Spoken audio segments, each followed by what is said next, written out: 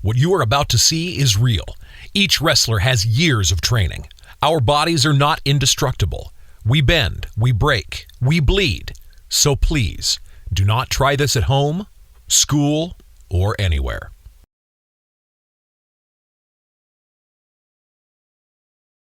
Do we think we can handle any more action today? Oh,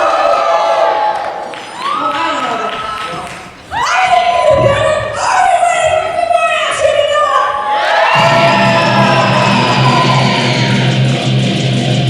Ooh, and just like that, we are on our way.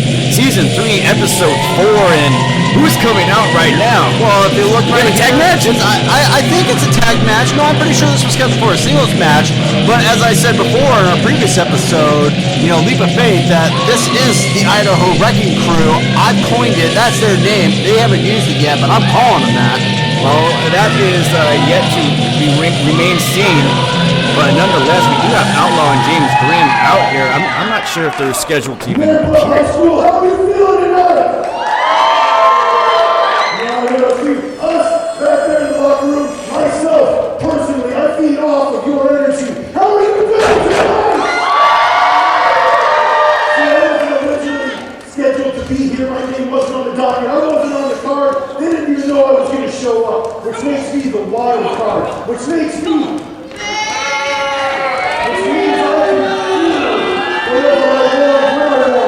the Outlaw way.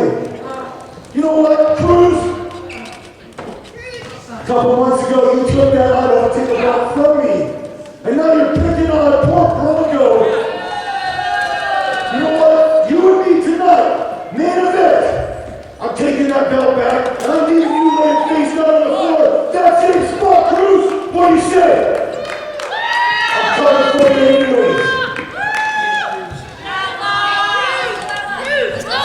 Just disrespectful to Bronco Bill. I mean, there wasn't much there to begin with, but don't take any extra off the top.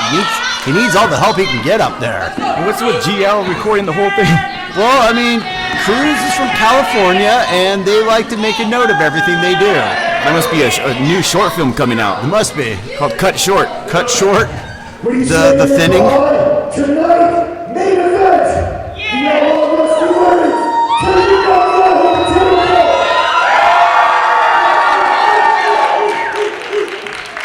It looks like Bronco Billy might be in 2 short films now. Yeah, 2 of them now at this point. And he's the main star in both of them. You know, I heard Bronco Billy suffers from seasonal disorder. You know what that is? What season is it in?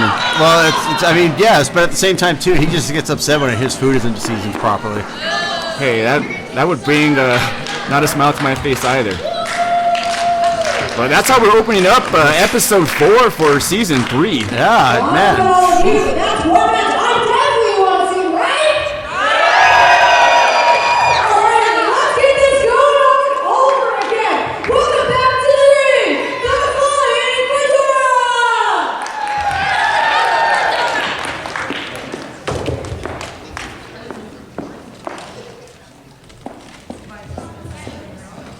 Ladies and gentlemen, our next match is scheduled for 1 fall. On his way to the ring first, from the Tater Field to Idaho, weighing in at 340 pounds minus 140 pounds, one half of the Spud Brothers Coalition, Big John Henry. And we are finally getting on the way of that first match as the brother of Marco Bill Lee, Big John Henry, one half of the Spud Brothers Coalition, former tag team champions, is coming out for his scheduled singles competition. And you know what I just realized, G? We didn't do our proper introduction. Well, hey, when it starts off with the bang, you can barely get your words in. This is very true on that one. Right here, Big John Henry taking his time to get his words in, as well as ringing the dinner bell. Well, I would say he's safe on one thing. That is, Jay Cruz is not going to cut his hair. He doesn't have any hair to begin with, so there you go. You know, maybe Jay Cruz is trying to make the brothers seem more alike. And did you see who is in the background? I think that is a bad omen. That is definitely a bad omen sliding into the ring. And Damien Black was trying to surprise Big John Henry, but I think Big John had eyes behind his head. I think so. It's Big John Henry not even falling for it. Just quickly feeding the right arm. That's the fight or flight instincts of Big John. And right now, Damien Black is in the corner, another former tag team champion after he got him stripped. Oh my gosh. Ouch. Now he's getting his face stripped. Those are some mean elbows he's throwing. Oh! Ow! Mean elbow to the back of Big John's knee. That's going to stop anybody in their tracks, followed by a neck breaker from that mid-rope. Yeah, that's a pretty devastating combo right there, to be honest with you. Take out a guy's knee and then go right for it. Oh, and then try to stomp on the face, but Big John blocking it. Now you push him right out of the ring. I don't think that worked out as well as he thought.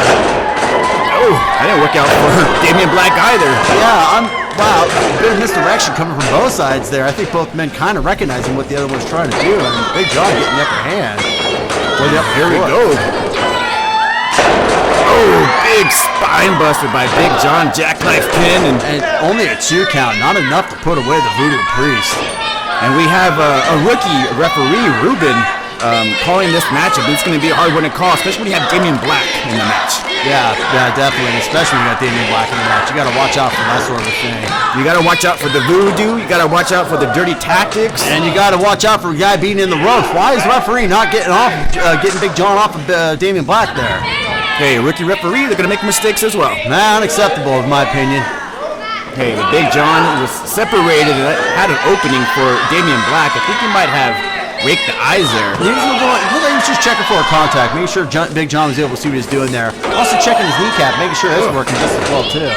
What about his gut? I'm pretty sure that's good. He's still churning the corn that he ate. Big right hand by Damien Black, and this might be that textbook, and here we go. Ooh, float over DDT, cartwheel style from Damien Black, and John Henry is now seeing stars. Very innovative by Damien Black, the Voodoo Priest, but only getting for the count of 2 there. Referee says Big John kicked out. Yeah, Big John definitely kicked out there, and Damien Black getting in the face of the rookie referee. And, you know, this is the thing about Project Mayhem. They have no problems messing with new referees. Well, Damien Black is all about the head games. I mean, he came out earlier crawling like someone out of a scary movie. Now he's getting in the face of the rookie referee, but Big John is just not having it. Not at all. I don't know if you're going to win a game of muscles against Big John, but you are going to win a game of speed and surprises, that's for sure. And that's what Damien Black did there with that crossbody takedown. What about a game of IQ? Who has the biggest brains in this matchup? Yeah, come on. Let's not give the unarmed unfair advantage here. Are you saying the referee has the brains in the matchup? What are you saying? It's possible, but then again, he didn't count the 5 on the ropes either, so I don't know. Oh man, that's some poor education. Well, we are in Idaho. What do you expect? Well, we're in a Nampa High School. Maybe he could take some courses, but right now we have a reversed suplex by Big John Henry. A lot of countering there. Black going for a suplex, John going for a suplex, only for Big John Henry to finally get the upper hand and finish that one off. Do you think Big John was like in the agricultural in high school? Well, I mean, if you're a farmer, you got to know a thing or two about agriculture. So, I mean, I would imagine you had to have some skills in that. Well, hopefully he can plan a win in this matchup here in opening Season 3, Episode 4. If not, he's going to need some onions for all the tears to help him out there, so he has an excuse for his loss. Well, I don't think he needs onions to cry, because it looks like he's crying right now in an abdominal stretch. Abdominal stretch, and Damien Black cinching it in and throwing some chops in those ribs. Ow! Ooh, good counter by Big John. Hey, credit where credit's due. Big John pulling that one out surprisingly.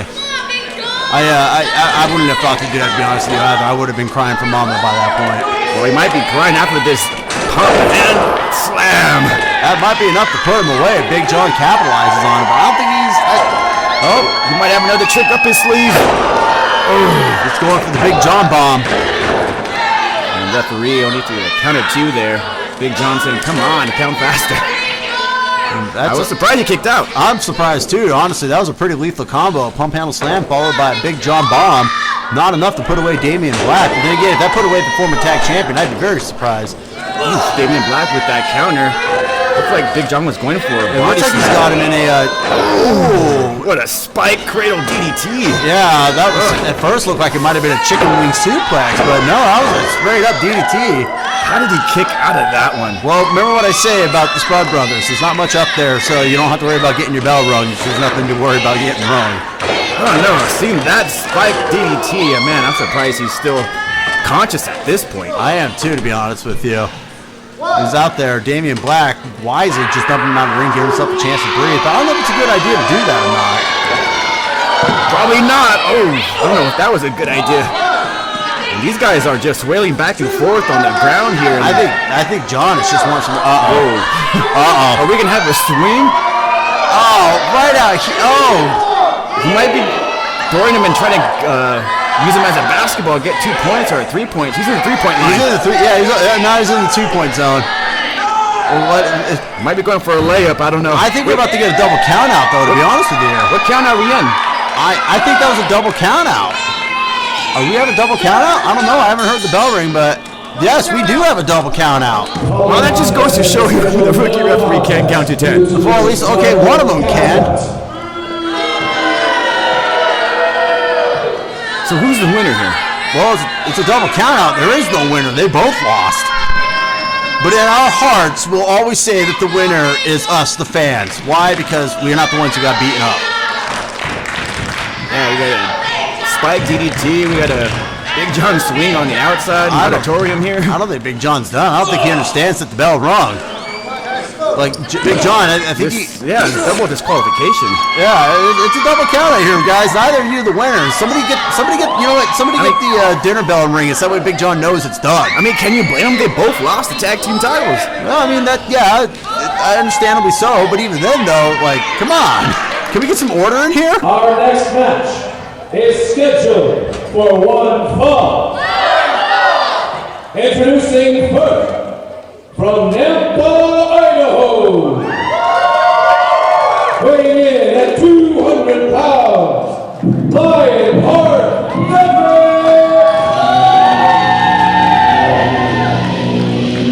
And as we saw the last resolution making his comeback, that is the Lionheart Edric. And he has the hometown right beside him because he is from Nampa as well. Yes, definitely. Hometown advantage always goes a long way when you're in the wrestling business. And he's got the heart and the spirit as well as the speed. But I'm not so certain he's ready for the challenge, knowing who his opponent's going to be. I would say he's ready for any challenge. He almost became the UCW heavyweight champion, and this guy has been taking all the challenges. That's true. That's very true. That you point that out. You're absolutely right. There was a couple close calls and he almost got that. And here's up from San Diego, California, weighing in at 240 pounds, the bad guy, Parisi. And coming to the ring, the Samoan heavyweight, 240 pounds, Parisi.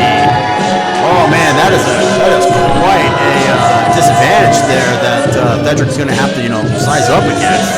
That is a disadvantage, but with that hometown crowd, I mean, it's all about the crowd. Sometimes they get behind you and you pull off a W, but yeah, Theodoric Lionheart facing another opponent that's not really with Wrestle Club. So Theodoric Lionheart is already gaining up in the ranks, I would say that. I'll agree with that, yeah. There's definitely some interest in Theodoric Lionheart for the loss that we put in there with a lot of outside talent. And honestly, that's quite an honor when you think about it, but I don't know if this is an honor or if this is a firing squad for Theodoric Lionheart. Hey, sometimes it's make it or break it. That's very true. Well, hopefully he doesn't get broke physically.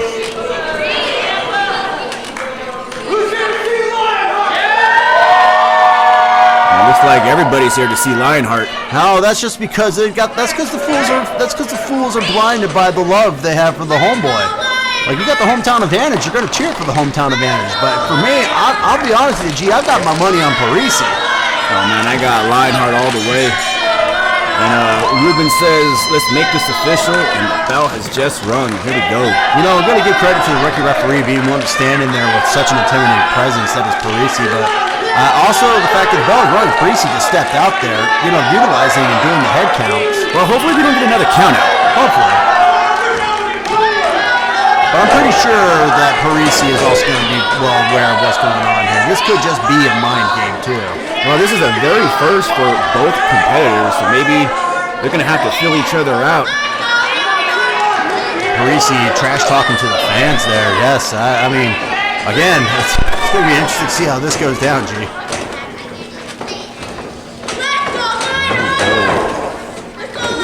That size advantage. Parisi almost has a full head above him, but Theodoric Lionheart, though, has that head and a headlock there. Yeah, followed by wrist lock there. Transitioning. Right away, Parisi goes for that top rope. That's going to cause a separation of the hold. That right there. And again, it's all about filling each other out there. Parisi letting Theodoric take advantage of him, I think, just so we can see what the kid's got. But here we have, now it's his turn to be slapped in a headlock. And let's see, young Lion using that back door with the hammerlock. And transitioning to his own headlock as well. And bringing him down, good old-fashioned cowboy takedown there. Yeah, popping the hits and got him right over on the mat. But Parisi using the size and just forcing him back up there. And again, this is what I'm talking about. That size advantage is going to go heavily against Theodoric Lionheart. Yeah, definitely outweighed in this matchup. Outweighed and outsized. Like, Parisi is just a whole massive unit over him. But Theodoric does have the experience over Parisi. True. And here we go. Ooh, keeps that headlock there. But there's one thing I'll say about Theodoric Lionheart. He knows how to adapt to any situation he's a part of. And Parisi utilizing that as well, holding Theodoric in place. And with the whip. Ooh, big shoulder block by Lionheart. Getting him with that knee of his too, and quickly making him bail out of that. I don't think Parisi was ready for that one. And I don't think there's any timeouts in wrestling, but I'm saying that he's the smart one here. And he caught him right there with a suicide dive between the middle ropes, and you could hear the impact here, folks. That was face meeting face, that's for sure. Yeah, not a smart move by Parisi. I mean, the lion can fly. The lion can fly. He's like a good old-fashioned ballistic missile hitting you right in the face when he wants to be. Very smart by Lionheart going for the pin. Didn't get the shoulder down, though. I think he was trying to get the shoulder as he realized it, but Parisi just using his size and kicking out of it. Ooh, got a handful of hair there. Probably checking to see what type of style, shampoo style he uses there, if we got any conditioner or not. He's probably seen like if he needs a haircut like Bronco earlier. Maybe. We know a guy. But that was blatant. Oh, blatant what? Checking the contact? Looks like that's what it was to me. Last time I checked, there does not wear contacts. Well, that, of course, because maybe he doesn't speak about his personal life there. As he sets him up into a Samoan driver. I'm sorry, a Samoan backdrop there. And referee asking if he wants to continue, and one-eyed Theodoric said yes. One eye and now a couple broken ribs has Parisi laid to the back of Theodoric Lionheart. And Ruben checking on Theodoric. Another handful of hair, but there's the paws of Theodoric Lionheart. Quick counter. Yeah, into a strong belly to back suplex. I'm not gonna lie to you, G. It's not a wise idea to get into a chopping fest with a Samoan. They are not afraid to slap you back. I'll hit you with that belly to back suplex. Or belly to back suplex, absolutely.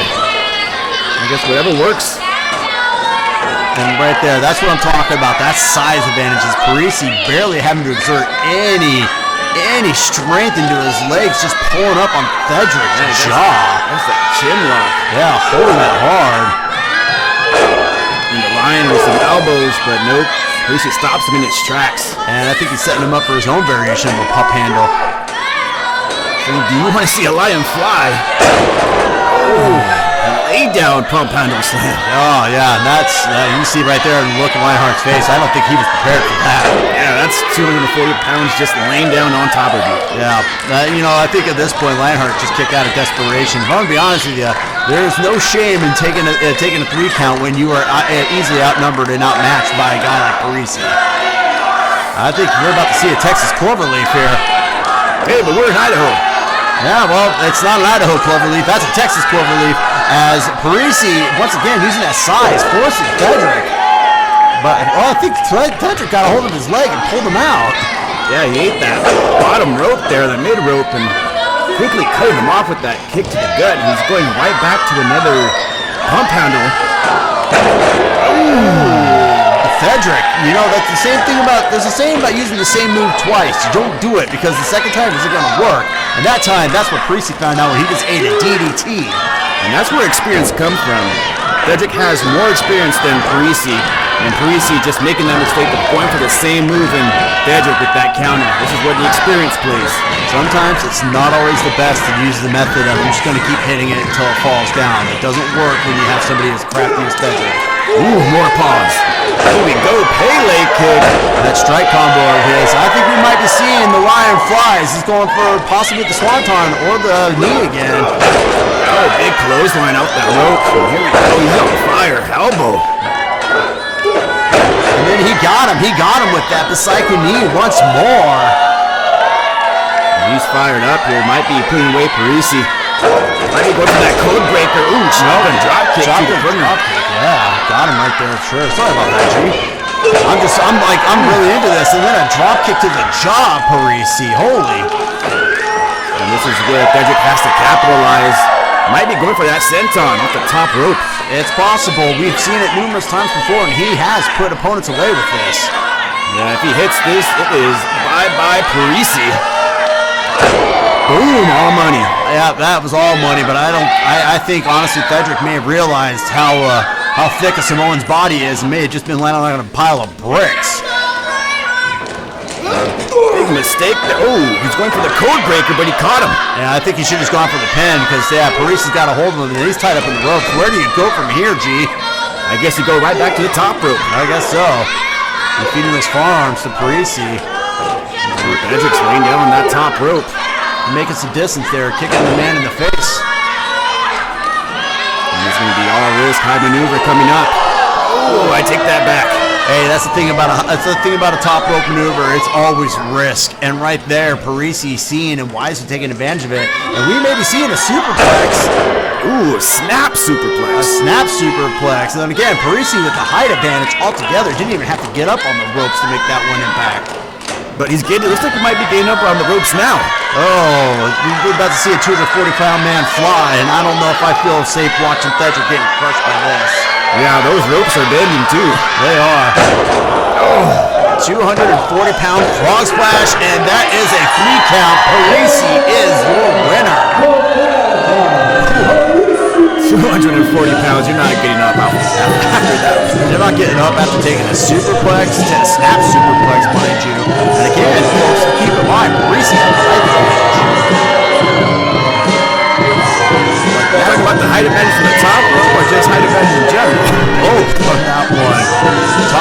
sleight of hand, top rope suplex splash, and I mean, yeah, Parisi just bringing down the house around the Lionheart. But you know, what the? Code breaker by Theodoric. Well, that's a bit of a poor sport move from Theodoric Lionheart. Why would you do that? Poor sport. Yeah, I'd say so on that one. He lost early to Parisi. Why would you do such a thing? Do you see the last time Parisi was in the ring? He did the exact same thing to the Outlaw. This just might be payback. So what, is Outlaw now hiring people to do his dirty work? I always knew that guy was a crook. Well, he might be a crook, but regardless, maybe that's payback for saying, hey, you don't jump the Wrestle Club roster. Maybe, it's hard to say on that one there. But Theodoric Lionheart taking the L here and delivering a code breaker as a result of it. I mean, I'm a little beside myself seeing that coming from the young Lionheart, but here we are. Well, we might not have seen the last of these two. No, I think this is going to be a series of a bit of payback coming up.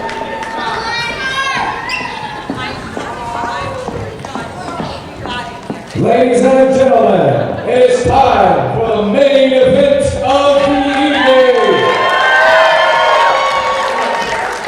Our final match is scheduled for one fall, and it is for the Idaho Potato Ball Championship. Introducing first, the challenger from the Idaho Department of Corrections, weighing in at 185 pounds. He is one half of the wrecking crew, Outlaw Wrestling. And as we saw earlier, the Outlaw Rusty Livings laid down that challenge, and it looks like Kelly's Best has accepted this is for the Potato Bowl Championship. And the Outlaw Rusty Livings coming out here to the Nampa High School crowd, and they are loving him. You know, speaking of a crook, it's almost like he was just hanging out in the back there. I'm not going to lie to you on that one. But with that being said, though, yes, Outlaw Rusty Livings laid down the challenge. We have ourselves a title match for the main event here, G. And against Jay Cruz, who has already made his presence well felt tonight between the Royal Aces, cutting Bronco's hair, and, well, now taking on Outlaw. I mean, where's your money at? I don't know. I would say I'm going to put my money with the Outlaw Rusty Livings. We're going to retain or recapture that Potato Bowl Championship. Definitely. Mine's obviously on Jay Cruz. And his opponent, weighing in at 220 pounds, he is the Idaho Potato Bowl Champion, Kelly's Best, Love him, hate him, being accompanied to the ring by Agent GL, one of the hottest agents in the business. Jay Cruz, your current Potato Bowl champion, wearing the belt like a fancy scarf around his neck. You call that fancy? I call that thuggish. I call that 10 pounds of beautiful weight right there, showing how strong the neck of Jay Cruz is, what I call that. I think all he needs is a spinner. Well, I mean, he probably has one. It's probably in his car on the outside. We just have to go look. I wouldn't be surprised if he spoke spin.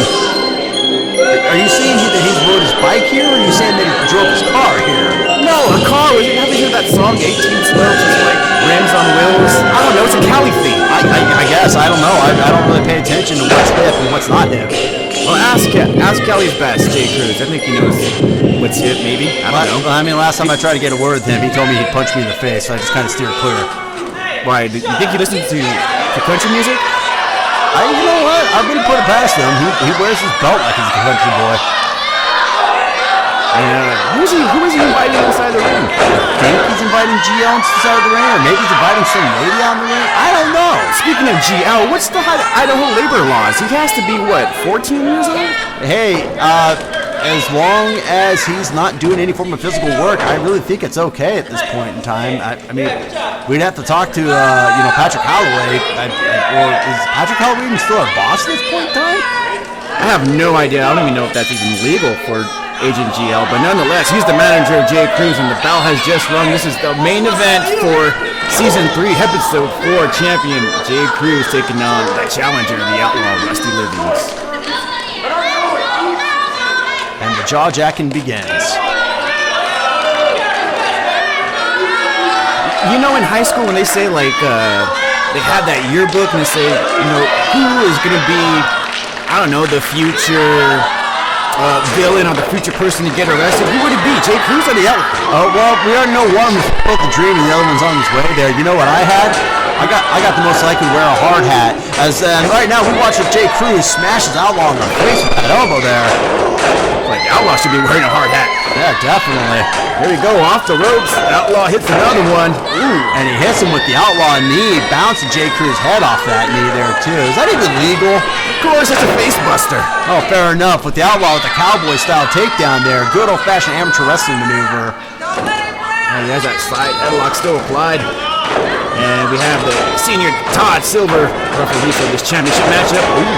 Yeah, Outlaw quickly jumping over Jay Cruz, and we have a reset here, ladies and gentlemen. Outlaw and Jay Cruz both squaring up. Not enough to put away either man, but definitely enough to feel each other out, that's for sure. So we know Jay Cruz played football in high school. Do you think Outlaw played any sports in high school? The only sport I'm pretty sure he played was five-finger discount sports, as Jay Cruz is giving five-finger discounts to his ribs. Are those free or does Outlaw have to pay for those? Well, they're five-finger discounts, so they're definitely free. Not the five fingers that you want. Ooh, or the kicks. Oh, or the uppercuts. Or the jabs. Oh. Wow, Jay Cruz just showing him what a Cali beatdown looks like. Ooh, I think Outlaw swapped the leg away, but ended up getting an elbow to the jaw there too, is what it looks like. Ooh, hip toss to a backbreaker. Ouch.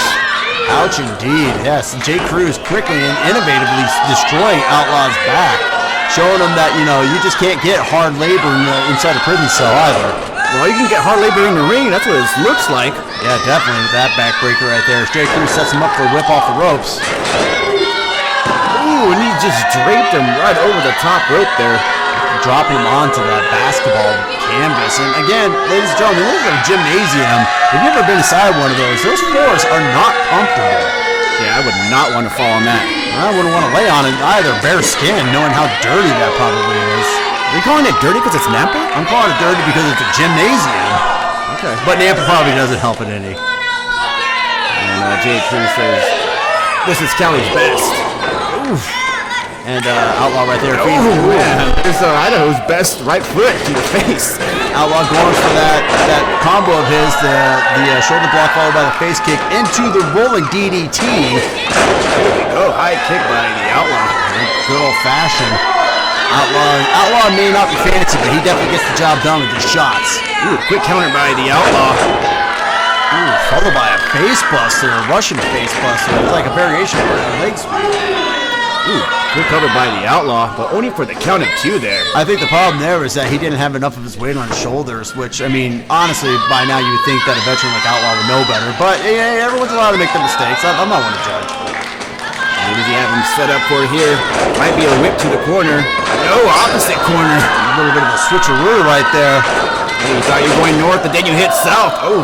Except the only south that he found was the south of the ropes as Jay Cruz goes south with a chop to the gut. And just like that, ooh, Jay Cruz is taking over with the leg trip. Face plant on the canvas. Sometimes you don't need to be fancy to get your point across, G. And right now, Jay Cruz is showing that no matter how many high-flyer maneuvers you throw at him, Jay Cruz will still bring it down to the ground and make it his game with the brawls. Yeah, I bet you on any race, Jay Cruz would trip you. Uh-oh. Gut wrench, release suplex. Now I would call that a gut wrench release suplex. That's exactly what that looked like to me. And ladies and gentlemen, that was a deadlift off the canvas. Ooh, Outlaw barely kicking out on that one. See, Outlaw should take some notes from Jay Cruz. That was a veteran maneuver, just going for the shoulders, holding him down, and now just feeding the shots to his back, working on the injured back. And wait, what is ADG? I thought he couldn't do labor, hard labor. What is he doing inside the ring? I mean, he just put his foot on. He's not doing anything else. He didn't break any laws there. At least I don't know. I mean, can we get a law regulation book here on this? Do we have one? I don't know, but we had the Outlaw up in the fireman's carry. Oh yes, and Jay Cruz, I think took a little too long there. And Outlaw feeding the elbows to the jaw of Cruz, and then put him up the fireman carry. That's a big fireman. And another reversal by Jay Cruz. Followed by a kick to the gut, and we might be seeing a powerbomb here. Might be over. Ooh, I think Jay Cruz was going for a power driver, but Outlaw quickly got out, and Cruz lost his footing but ducked before he got kicked in the face. Is it a burning hammer time? No, it's a torture rack time. Oh, a torture rack release into what almost looked like a variation of his Wasteland Slam. Jay Cruz innovative here tonight in the main event. This right here, like, as much as I'll praise Jay Cruz for the veteran, you don't want to get too cocky against Outlaw. Now you go for the real pin that he probably should have went for. Yeah. But the Outlaw kicks out at 2 3/4. Had he gone for the real pin to begin with, he would have easily sealed the deal. That's what's wrong with Californians. They're just arrogant, I tell you. I'm having a hard time arguing that. Anyways, Jay Cruz whipping Outlaw to the corner. Outlaw quickly setting up for the blockbuster. Welcome to Hollywood with that blockbuster hit. I think Jay Cruz just got taken back to California with that one, that's for sure. Both men are down, and Senior Todd Silver is counting here. Up to the count of 4. So what happens if he hits 10? Well, we'll see another. We'll see basically double count out again. Technically, a double knockout, and then who would retain? Well, in this situation, to be Jay Cruz, you got to have a clear-cut winner for that. So, that makes sense. Oof. Now we have pairs of rights. It was looking like a high school fight in the parking lot. Well, how appropriate that they're in a high school and they're fighting in what could have been a parking lot at one point. Ooh, DDT. That snap DDT by Outlaw, yeah, definitely spiking Jay Cruz on his head. I think that was just desperation.